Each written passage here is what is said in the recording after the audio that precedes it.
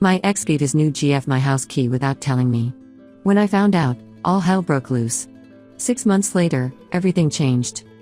I'm Emma, 28F, and I have a 6-year-old son, Liam, with my ex-boyfriend Jake, 30M. Our story began when we met in college. I was a freshman, and Jake was a junior. We hit it off immediately, bonding over our shared love for indie music and obscure movies. Our relationship moved quickly, and before I knew it, we were inseparable. Jake was my first serious boyfriend, and I was head over heels.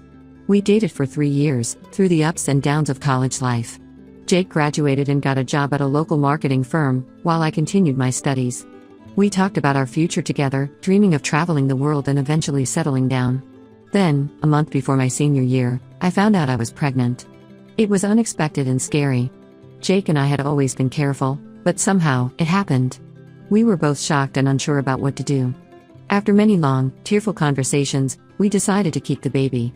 It wasn't an easy decision, but we felt it was the right one for us. I took a year off from college to have Liam. It was a challenging time. Jake was supportive, but he was also stressed about providing for our new family. I was dealing with the physical and emotional changes of pregnancy while worrying about my future. My parents were disappointed at first but eventually came around and became a great support system. After Liam was born, Jake and I tried to make our relationship work. We moved in together and attempted to create a family unit. I went back to college part-time to finish my degree, juggling classes with caring for Liam. Jake worked long hours to support us, often coming home exhausted and stressed. The strain began to show in our relationship. We argued more frequently, usually about small things that escalated quickly. The lack of sleep, financial stress, and the sudden responsibility of parenthood took its toll on both of us. We were young and unprepared for the challenges of raising a child. Despite our best efforts, we couldn't recapture the carefree relationship we once had. 2 years after Liam was born, we made the difficult decision to separate. It was painful, but we both realized it was for the best. We agreed that Liam's well-being was our top priority, and we committed to co-parenting amicably. The first year after our breakup was tough. We had to figure out a new dynamic, learning to interact as co-parents rather than romantic partners. There were awkward moments and disagreements, but we always tried to put Liam first. Gradually, we found our rhythm. We established a routine where Jake would have Liam every other weekend and one evening during the week. We agreed to split holidays and special occasions. It wasn't always easy, but we made it work. We even started a tradition of organizing Liam's birthday parties together, wanting to show him that although we weren't together, we were still a family in our own way. Over the past 4 years, Jake and I have managed to build a respectful co-parenting relationship. We communicate regularly about Liam's needs, school, and activities. We've attended parent-teacher conferences together and cheered side by side at Liam's T-ball games. It hasn't always been smooth sailing, but we've always tried to present a united front for Liam's sake. This brings us to the present situation. Liam's 7th birthday was approaching, and as usual, Jake and I started planning the party together. Liam had recently developed a fascination with animals, so I suggested having the party at a small local zoo. Jake loved the idea, and we began making arrangements. 2 weeks before the party, Jake called me. He sounded hesitant, which immediately put me on edge. He said he wanted to bring his new girlfriend, Megan, 25F, to the party. I was surprised. I knew Jake had started dating recently, but I had no idea it was serious enough for her to attend family events. I told Jake I wasn't comfortable with Megan coming to the party. This was supposed to be about Liam, and I didn't want to introduce a new person into the mix, especially on his special day. Jake got upset, saying Megan was important to him and that she wanted to meet Liam. He argued that since they'd been dating for a few months, it was time for her to be involved in this part of his life. I stood my ground, reminding him that this was our son's special day, not a meet-the-family event. I explained that I was concerned about how it might affect Liam. We've always been careful about maintaining stability in his life, and introducing a new person at a big event like his birthday party seemed like a lot for a 6-year-old to process. Jake accused me of being jealous and said I was using Liam to control his life. His words hurt. I've never interfered in his personal life before. In fact, I encouraged him to date after our breakup, knowing he was lonely. I even offered to be flexible with our custody schedule to accommodate his dating life.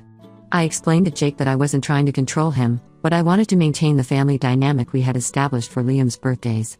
I suggested that he could introduce Megan to Liam another time, in a more low-key setting. Maybe they could meet at the park or over ice cream, where Liam would feel comfortable and not overwhelmed. Jake reluctantly agreed but was clearly unhappy about it. He made a comment about how I was allowed to make all the decisions regarding Liam, which stung. I've always tried to include him in decision making, and I thought we were on the same page about putting Liam's needs first. The day of the party arrived, and everything went smoothly on the surface. Liam had a great time seeing the animals and playing with his friends. Jake and I managed to keep things cordial, but there was an undeniable tension between us. I caught him checking his phone frequently, and I suspected he was texting Megan. After the party, Jake's sister Lisa, 27F, called me. Lisa and I had always gotten along well, even after Jake and I broke up. She's been a great aunt to Liam, often babysitting and buying him thoughtful gifts. So I was taken aback by the tone of her call. Lisa said I was being unfair to Jake and Megan, and that I needed to accept that Jake was moving on. She suggested that I was holding on to hope of reconciling with Jake, which is why I didn't want Megan at the party. Lisa went as far as to say that I was using Liam as an excuse to keep Jake from fully moving on with his life. I was shocked by Lisa's words. Jake and I have been over for years, and I have no desire to get back together with him. Our relationship is purely about co-parenting Liam. I tried to explain my reasoning to Lisa, but she seemed to have already made up her mind about my motivations. Now I'm second-guessing my decision. Was I wrong to not want Megan at the party? Should I have been more accommodating? I really thought I was doing what was best for Liam, but now I'm not sure. Some additional context: when Jake and I first broke up, we struggled to find a balance. There were times when he would show up unannounced at my place, wanting to see Liam. It took us almost a year to establish clear boundaries and a proper visitation schedule. I'm worried that allowing Megan to come to the party might disrupt the stability we've worked so hard to achieve. Also, Liam has been asking questions about why Daddy doesn't live with us. We've always been honest with him, explaining that sometimes grown-ups who love each other still can't live together, but that we both love him very much. I'm concerned that introducing Megan might confuse him or make him think there's a chance Jake and I will get back together. I can't help but think back to my own childhood. My parents divorced when I was 8, and I remember how confusing and painful it was when they started dating other people. I don't want Liam to experience that same hurt and confusion, especially not at his birthday party. At the same time, I know Jake is an important part of Liam's life, and if Megan is going to be a part of Jake's life long term, she'll eventually need to meet Liam. I just don't think his birthday party was the right time or place for that introduction. Am I the asshole for not allowing Jake to bring Megan to Liam's birthday party? I'm torn between standing by my decision and wondering if I should have been more flexible. I want to do what's best for Liam, but I'm no longer sure what that is. Update 1: It's been about a month since Liam's birthday party, and a lot has happened. I want to thank everyone for their input on my original post. It gave me a lot to think about and helped me gain some perspective on the situation. A week after the party, Jake asked to meet up to talk. We met at the local coffee shop where we used to study together in college. It felt strange being back there, surrounded by memories of our past. As we sat down with our coffees, I couldn't help but remember the countless hours we spent there, poring over textbooks and dreaming about our future. Jake surprised me by starting the conversation with an apology. He admitted that he had overreacted about bringing Megan to the party and said he was sorry for accusing me of being jealous. As he spoke, I could see the Jake I used to know, the kind, thoughtful person who had been my best friend for so long. He revealed that he had been feeling guilty about introducing Megan to Liam and was projecting those feelings onto me. Jake confessed that he was worried about how Liam would react to him dating someone new. He shared a story from his own childhood, when his mom started dating after divorcing his dad. Jake remembered feeling confused and a little betrayed, even though he liked his mom's new boyfriend. He didn't want Liam to experience those same complicated emotions. During our conversation, Jake also revealed that Megan had been pressuring him to meet Liam. Apparently, she comes from a family where blended families are the norm, and she couldn't understand why Jake was hesitant. This explained why he had suddenly insisted on bringing her to the party. Megan had been making comments about feeling like a secret, and Jake felt caught between his girlfriend's expectations and his concerns about Liam's well-being. As Jake spoke, I found myself empathizing with his situation. I shared my own concerns about disrupting Liam's routine and potentially confusing him. I told Jake about the questions Liam had been asking about why we don't live together, and how I was worried that introducing Megan might complicate things further. Jake listened attentively, nodding in understanding. It felt good to have an open, honest conversation about our fears and concerns as parents. We realized that we both wanted the same thing, to protect Liam and ensure his happiness. After talking it through, we agreed to take things slow and came up with a plan to gradually introduce Megan to Liam. We decided that Jake would first show Liam pictures of Megan and talk about her casually. Then, we'd arrange a short, casual meeting at the park where Liam feels comfortable. We both agreed that big events like birthdays or holidays would remain family only for now. I felt relieved after our conversation. It seemed like Jake and I were back on the same page, working together as a team for Liam's benefit. I even found myself feeling hopeful about the possibility of Megan becoming a positive presence in Liam's life, if things progressed naturally. However, things took an unexpected turn last week. Jake called me late one night, sounding upset. At first, I was worried something had happened to Liam, but then Jake explained the situation. He had discovered that Megan had been going through his phone and had found our text messages discussing Liam. She had then taken it upon herself to message me, pretending to be Jake, asking for more time with Liam. I was shocked. I had no idea these messages weren't from Jake. Looking back, I realized that the tone and wording of those messages had seemed a bit off, but I had chalked it up to the text format. We had a long talk about it, and Jake was mortified. He apologized profusely and assured me he had no idea Megan had done this. This incident brought back memories of the early days of our co-parenting relationship, when boundaries were blurry and we were still learning to trust each other. It made me realize how far we've come, and how important it is to maintain the trust and respect we've built. Jake shared more details about his relationship with Megan. He admitted that there had been other red flags he'd ignored. She would often question him about his whereabouts and seemed jealous of the time he spent with Liam. Jake said he had attributed this behavior to her insecurities about dating a single dad, but now he was seeing it in a new light. This incident has made me realize that my instincts about not wanting Megan at the party were right, but for reasons I couldn't have anticipated. Jake is now reconsidering his relationship with Megan, realizing that her behavior is a major red flag. I feel vindicated in my decision to keep Liam's birthday party just for family, but I'm also sad for Jake. He seemed genuinely excited about Megan, and now he's dealing with this betrayal. I remember how hard it was for him to open up to the idea of dating again after our breakup, and I hate to see him hurt like this. Jake and I have agreed to be extra vigilant about our communication regarding Liam going forward. We're looking into co-parenting apps that offer secure messaging to prevent any future incidents like this. It feels like we're entering a new phase of our co-parenting relationship, one where we're not just focused on Liam's immediate needs, but also on protecting our family unit from outside influences that might disrupt the stability we've worked so hard to create. As for Lisa, Jake spoke to her and explained the situation. She called me to apologize for her assumptions and for getting involved in something that wasn't her business. Lisa admitted that she had been projecting her own desires for Jake to settle down onto the situation. We had a good talk, and I feel like our relationship is back on solid ground. Liam remains blissfully unaware of all this drama, which is exactly what Jake and I wanted. His memories of his 7th birthday are all about the cool animals he saw at the zoo and the fun he had with his friends and family. Seeing his happy, carefree smile reminds me why Jake and I work so hard to co-parent effectively. I'm grateful that Jake and I were able to handle this situation maturely. It's reinforced the importance of our co-parenting relationship and the need to always put Liam first. We're both committed to maintaining the stable environment we've created for him, no matter what challenges come our way. Update 2. It's been another month, and I have more updates to share. The situation with Jake and Megan has evolved in ways I never expected, and it's brought up a lot of old memories and emotions. After discovering Megan's breach of trust, Jake ended their relationship. He realized that her behavior was not only disrespectful to him but also potentially harmful to Liam. I was proud of Jake for making this difficult decision, knowing how much he had invested in the relationship. However, Megan didn't take the breakup well. She started calling and texting Jake constantly, begging for another chance. When Jake blocked her number, she began showing up at his workplace. It got so bad that Jake had to involve his HR department. Seeing Jake go through this brought back memories of a similar situation I had in college, where an ex-boyfriend couldn't accept our breakup. I remember how scared and stressed I felt, and my heart went out to Jake. Things escalated when Megan showed up at my house one afternoon. I was in the middle of folding laundry when I heard insistent knocking at the door. When I opened it, I was shocked to see Megan standing there, looking disheveled and emotional. Luckily, Liam was at a playdate, so he wasn't there to witness it. Megan started accusing me of ruining her relationship with Jake. She claimed that if I had just let her come to Liam's birthday party, none of this would have happened. As she spoke, I could smell alcohol on her breath, which made the situation even more concerning.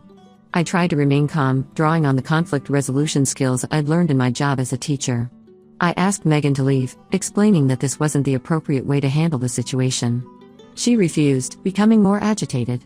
I felt a mix of fear and anger, fear for my safety and Liam's, and anger that this woman thought she had the right to come to my home and make demands. When it became clear that Megan wasn't going to leave voluntarily, I had to call the police. As I waited for them to arrive, with Megan still ranting on my front porch, I couldn't help but think about how this situation could have affected Liam if he had been home. It made me even more certain that I had made the right decision in keeping her away from Liam's party. After the police removed Megan from my property, I called Jake to let him know what had happened. He was horrified and came over immediately. As we sat in my living room, the same room where we used to watch movies and play with baby Liam, Jake broke down. He apologized over and over for bringing this chaos into our lives. Seeing him so vulnerable reminded me of the night he found out I was pregnant. We sat in this same room, terrified and unsure about the future. Just like then, I found myself comforting him, assuring him that we would get through this together. After this incident, Jake and I decided we needed to take legal action to protect ourselves and Liam. We met with a lawyer and filed for a restraining order against Megan. The process was draining, bringing up painful memories and forcing us to relive the scary moments. But we felt it was necessary given her erratic behavior. Throughout all of this, we've been careful to shield Liam from the drama. He knows that Daddy isn't seeing Megan anymore, but we've kept the details vague. We've simply told him that sometimes grown-ups realize they're not right for each other, just like when Mommy and Daddy separated. Liam seemed to accept this explanation, but I've noticed him being a bit clingier lately, especially with Jake. It breaks my heart to think that he might be picking up on the stress and tension, despite our best efforts to protect him. This whole experience has brought Jake and me closer as co-parents. We've had to present a united front and make difficult decisions together. It's reinforced our commitment to putting Liam's well-being first, no matter what. In a way, it feels like we've come full circle, from scared young parents to a strong team facing challenges together. We've also had some honest conversations about introducing new partners to Liam in the future. We've agreed that we'll wait until a relationship is stable and serious before even considering introductions. And we'll always discuss it with each other first and make decisions together. It's a delicate balance, but we're committed to finding a way to move forward with our lives while still prioritizing Liam's needs. I'm grateful for the support of my family and friends through this challenging time. My mom has been a rock, offering childcare when we needed to meet with lawyers and lending a sympathetic ear when I needed to vent. My best friend Sarah has been checking in regularly, making sure I'm taking care of myself amidst all the stress. I'm also thankful for Jake's maturity in handling this situation. Despite the stress and embarrassment he must be feeling, he's remained focused on what's best for Liam. It's moments like these that remind me why we work so well as co-parents, even if we couldn't make it as a couple. As we navigate this difficult period, I find myself reflecting on how far we've come since those early, uncertain days of parenthood. While I never could have predicted these recent challenges, I'm proud of how we're handling them. It gives me hope that no matter what the future holds, Jake and I will always find a way to put Liam first. Update 3. It's been 6 months since my original post, and I wanted to provide a final update on our situation. A lot has changed, and I'm happy to report that things have settled into a new normal. The restraining order against Megan was granted, which has given both Jake and me peace of mind. She hasn't attempted to contact either of us since the order was put in place. We're hopeful that this chapter of our lives is finally closed. The day we received the final paperwork, Jake and I shared a quiet moment of relief. It felt like we could finally exhale after months of tension. Jake has been seeing a therapist to work through the emotional impact of his relationship with Megan. He's realized that there were red flags he ignored early on, and he's learning to establish healthier boundaries in his relationships. I'm proud of him for taking these steps to better himself. It reminds me of the growth we both went through after Liam was born, learning to be parents and adults at the same time. As for Liam, he's thriving. The stability Jake and I have maintained seems to have had a positive impact on him. His teachers have commented on how well-adjusted and happy he seems, which is the best news we could hope for. Last week, Liam's school had a family day event. Jake and I attended together, and seeing Liam's face light up when he saw both of us there made all the hard work of co-parenting worth it. Jake and I have continued to co-parent effectively. We've even expanded our communication to include a shared online calendar for Liam's activities and appointments. This has helped us stay on the same page and avoid any misunderstandings. It's a far cry from the early days of our separation when we could barely coordinate a pickup time without an argument. We recently had to navigate another potential challenge when I started dating someone new, Mark, 32M. Learning from our past experiences, I was upfront with Jake about the relationship from the beginning. We had a mature discussion about how and when to potentially introduce Mark to Liam, if the relationship progresses to that point. Jake was surprisingly supportive, which I appreciate. We agreed that we'd wait at least 6 months before considering any introductions, and that we'd prepare Liam together if and when the time comes. It feels good to approach this situation as a team, rather than as adversaries. This whole experience has taught me the importance of maintaining clear boundaries and open communication in co-parenting relationships. It's not always easy, but it's crucial for the well-being of our child. I've learned that it's okay to trust my instincts as a mother, but also to be open to compromise and discussion. I'm grateful for how far Jake and I have come in our co-parenting journey.